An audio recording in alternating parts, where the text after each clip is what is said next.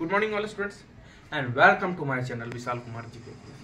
तो विशाल कुमार जीके जी इसमें एक बार आपका फिर से स्वागत है। जैसा कि हम पिछले 10-12 दिनों से एक श्रृंखला चला रहे हैं और उस श्रृंखला में SSC, BSSC, railway, MTS, BPSC, BPSC TRE 1 और यूपीएससी जैसे टफेस्ट एग्जाम में उस क्वेश्चन को एक बार नहीं, 2 बार नहीं, कितने बार दोहराया जाता है? बार बार दोहराया जा रहा है। तो उसी क्वेश्चन और सीरीज को लेकर मैं आपके पास प्रत्येक दिन आ रहा हूँ और इस क्वेश्चन में जो मैं आपको सीरीज में बता रहा हूँ इससे 60 से 70% ये उम्मीद है कि जो आने वाले प्रतियोगिता परीक्षा है उसमें आपको बहुत मदद मिलेगी। चलिए हम चलते हैं अपने लक्ष्य। माय फर्स्ट क्वेश्चन, मेरा पहला क्वेश्चन कि बकरी का वैज्ञानिक नाम क्या है? जैसे कि गाय का वैज्ञानिक नाम है बॉस इंडिकस, भैंस का वैज्ञानिक नाम है बॉस बुबेलिस, तो ठीक इसी तरह यहाँ पर बकरी का वैज्ञानिक नाम पूछा जा रहा है। गाय का तो आप लोग पढ़े हैं, मैं पढ़ाया हूं मैं कि गाय को बॉस इंडिकस कहा जाता है, भैंस को बॉस बुबेलिस कहा जाता है। तो ठीक उसी तरह यहाँ पूछा गया है कि बकरी का वैज्ञानिक नाम क्या है। तो इसका आंसर होगा बच्चों कैप्रा हिरकस। क्या है? कैप्रा हिरकस बकरी का वैज्ञानिक नाम, इसका है कैप्रा हिरकस। सेकंड, मेरा दूसरा क्वेश्चन है कि कंप्यूटर को हिंदी में क्या कहा जाता है? कंप्यूटर है, कंप्यूटर तो सब लोग जानते हैं ना, हर जगह तो स्कूल में, रेलवे स्टेशन, बैंक, मतलब लगभग अब तो सारा काम कंप्यूटर और इंटरनेट से ही होता है। अभी के समय में आप देख रहे हैं कि मल्टीमीडिया, सोशल मीडिया बहुत तेजी से फैल रहा है। अब तो बिना कोई काम आपका इंटरनेट, कंप्यूटर के बिना होगा ही नहीं। अभी के समय में in this time you needs of multimedia, social media and always of use internet. मतलब मैं हर जगह, अभी आप लोग हर जगह, चाहे वो किसी को अपना रिजल्ट देखना हो, चाहे अपनी रेलवे की टिकट बुकिंग करनी हो, यहाँ तक कि कोई फॉर्म भी भरते हैं तो उसमें कंप्यूटर और इंटरनेट का इस्तेमाल हम लोग कर रहे हैं। तो इंटरनेट और कंप्यूटर अभी के समय में जितना फैल चुका है हर जगह, मल्टीमीडिया, सोशल मीडिया, है ना, तो जिस तरह से आपके हर जगह हमारे फैल चुका है, तो इसी तरह पूछा गया कि कंप्यूटर को हिंदी में क्या कहा जाता है। कंप्यूटर तो इंग्लिश का शब्द है, लेकिन उसको हिंदी में क्या कहा जाता है? तो हिंदी में कहा जाता है संगणक। इंटरनेट को हिंदी में अंतरजाल और कंप्यूटर को हिंदी में संगणक कहा जाता है। कंप्यूटर को हिंदी में क्या कहा जाता है? तो संगणक कहा जाता है। चलिए, हमारा तीसरा क्वेश्चन है दूध का रंग सफेद क्यों होता है? आप लोग दूध तो देखे ही होंगे, तो दूध का रंग सफेद क्यों होता है? बहुत सारे लोग कहते हैं सफेद क्यों होता है, मतलब मिल्क कलर इज व्हाइट, मतलब उसका तो हर जगह कलर अब हम उजला ही देख रहे हैं। भाई उजला होता है किस कारण से उजला होता है? जैसे खून का कलर होता है लाल, क्यों? तो हेमोग्लोबिन के कारण। तो जिस तरह से हेमोग्लोबिन के कारण खून का कलर लाल होता है, उसी तरह दूध का रंग सफेद कैल्शियम के कारण होता है। The milk colour is white due to presence of calcium. Calcium के कारण दूध का रंग सफेद होता है। चलिए, हमारा तीसरा क्वेश्चन खत्म हुआ।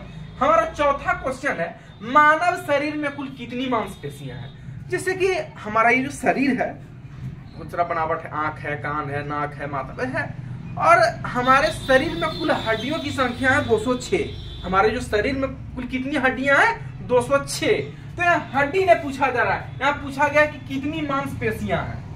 हड्डी का यहाँ चर्चा नहीं किया गया है, ये नहीं पूछ रहा है कि हमारे शरीर में कुल कितनी हड्डियां होती है, यहाँ पूछा गया कि हमारे शरीर में कुल कितनी मांसपेशियां हैं। तो इसका आंसर होगा 639, 639, मतलब 639 हमारे शरीर में मांसपेशियों की संख्या है 639।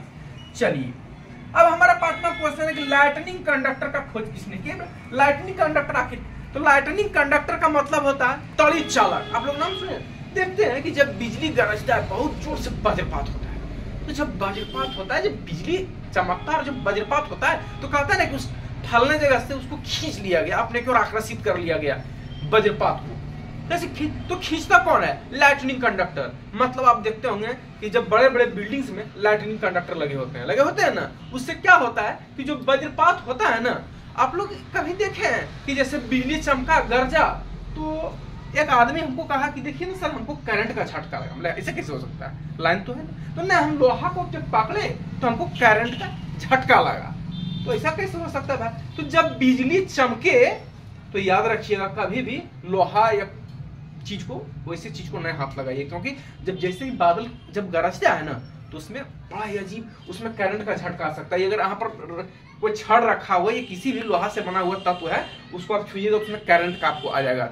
तो जब बेंजीना फ्रैंकलिन जब बच्चे थे तो जब वो पकड़े थे किसी लोहे के चीज को, तो जब बादल चमके और गरजे तुमको करंट का झटका लगे तो सोचेंगे ऐसा कैसे होता है। तो लाइटनिंग कंडक्टर उसका क्या काम होता है, जैसे टावर पे या बड़े बड़े बिल्डिंग्स में जो लगे होते हैं वो वज्र को अपनी ओर खींच लेता है, यानी कि कहीं गिरने नहीं देता है, वो अपने ओर खींच के आकर्षित कर लेता है ताकि वज्रपात गिरने से तो नुकसान हो जाता है। यहाँ तक कि झटका में लोग आते हैं, झुलस जाते हैं, कई लोग तो मर भी जाते हैं, जैसे कि वज्रपात हुआ। और एक बात याद रखिए, वज्रपात जब बिजली चमके या गरजे तो खुले स्थान पर नहीं जाना चाहिए, उसके लिए या घर में चले जाइए।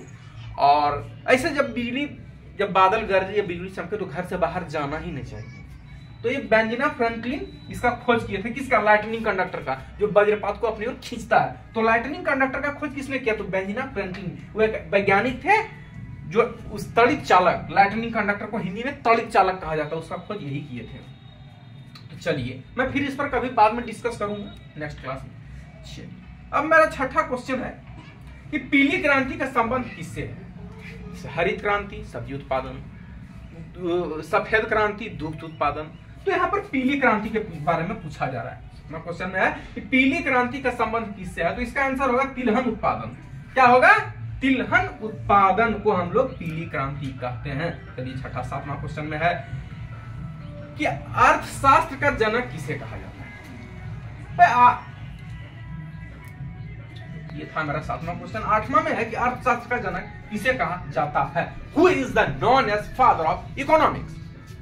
तो इसका आंसर होगा जैसे कि who is the known as father of computer, तो चार्ल्स बेबेज। तो इसी तरह यहाँ पर पूछा गया कि अर्थशास्त्र का जनक किसे कहा जाता है, तो Adam Smith is the known as father of economics. हमारा नौवां क्वेश्चन है कि संविधान लिखने में कुल कितने राशि खर्च हुए। पूछा जाता है इनसे संविधान पर, जब हम लोग चर्चा कर, संविधान के जन्मदाता मतलब जनक कौन है, तो डॉक्टर भीमराव अम्बेडकर। संविधान में कुल कितने दिनों में लिखा गया, तो 2 वर्ष 11 महीना 18 दिन। अब यहाँ पर पूछा जा रहा है कि संविधान लिखने में कुल कितनी राशि खर्च हुए। पता है ना कि जैसे भाई आपको शादी किए किसी का तो कितना खर्च हुआ, तो 10 लाख हुआ, 20 लाख हुआ। तो उसी तरह यहाँ पूछा गया कि संविधान को लिखने में कुल खर्च की गई राशि 64 लाख रुपए खर्च किए गए थे। संविधान लिखने में कितने लाख खर्च किए गए थे, 64 लाख। चलिए हमारा 10वां और अंतिम क्वेश्चन है, लाल ग्रह किसे कहा जाता है। Which planet is the red planet? Which planet is also a red planet? लाल ग्रह किसे कहा जाता है, तो Mars is called red planet. मंगल ग्रह को लाल ग्रह कहा जाता है। तो ये जो मैं क्वेश्चन आपको बता रहा हूं, तो ये मेरा चलिए अंतिम क्वेश्चन था। तो देखिए जो मैं सीरीज आपके बीच में लेकर आ रहा हूं प्रत्येक दिन, वो कंपटीशन से जुड़े हुए हैं। और ये श्रृंखला में भी 15 से 20 दिन तक चलाऊंगा, क्योंकि इसमें बहुत सारे कंपटीशन के जो स्टूडेंट हैं वो तैयारी कर रहे हैं। और इससे बहुत सारा मैं बता दूं कि जो भी स्टूडेंट्स कंपटीशन की तैयारी कर रहे हैं, जैसे रेलवे, एसएससी, बीपीएससी, यहाँ तक कि यूपीएससी, इसे टफेस्ट एग्जाम में इस क्वेश्चन को एक बार नहीं, 2 बार नहीं, कितने बार दोहराया जा रहा है, बार बार दोहराया जा रहा है। तो फिलहाल जो मैं आपको बताया हूं वो most important question for competition exam like SSC, BSSC, BPSC, railway and more of toughest UPSC exam.